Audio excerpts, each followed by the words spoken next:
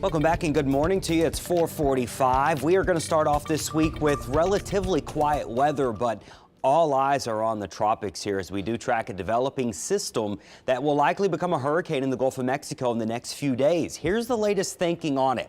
Florida landfall looks most likely with this one. I'm thinking the Florida Panhandle, maybe down into the Big Bend area. The timing of this landfall would likely be sometime around Thursday, and there is a concern for a strong hurricane. We're talking a major Category 3 or even higher. So this is going to be a big deal as we head in towards the end of the week. Now, right now, it's still in its formative stages, meaning it's not really organized. There is still some uncertainty simply because it is not organized this morning, but the trends have been good for our local area. We're still going to watch it, but the trends have certainly been our friend. You can see they're moving up through the Gulf and then to the north here, making landfall likely by the end of the week as a hurricane. Now, here's without a cone what I'm thinking timing looks like. By Wednesday around here, by Thursday here, landfall will likely be sometime on Thursday. There's still some uncertainty on the exact timing, but if I live anywhere from Pensacola, Panama City, the Big Bend, all the way down to about Tampa, I am keeping a very close eye on this. There is some uncertainty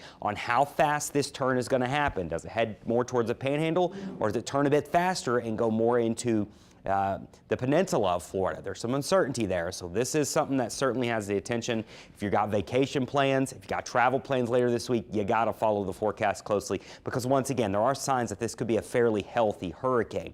Now, why are we thinking it makes this turn?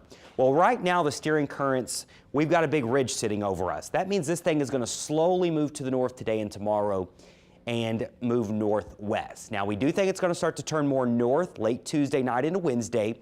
And the reason for this turn is because we have an upper level trough, upper level low pressure that's going to start to slide down over the south. This is going to be our saving grace. It will weaken this ridge of high pressure, and that will allow this feature to start to turn to the north and then eventually really just get kind of slingshot around it, and this upper level low is going to hang out over us. So what that will do is keep it to our east but slingshot it up towards Florida. Also, this can allow the storm to strengthen, giving it good ventilation. So once again, the exact track is still up in the air because we don't have a well-defined center. Until we get a well-defined center, there's not going to be a whole lot of confidence on exactly where landfall could be, but you can see it tightly clustered well to our east with our tropical models as of this morning. And once again, this has the potential to blow up into maybe a major hurricane. Now, it's not probably going to do anything quick today, but tomorrow starts to develop. Here we go by Tuesday night, jumping into the Gulf. It gets that core, and then it is off to the races.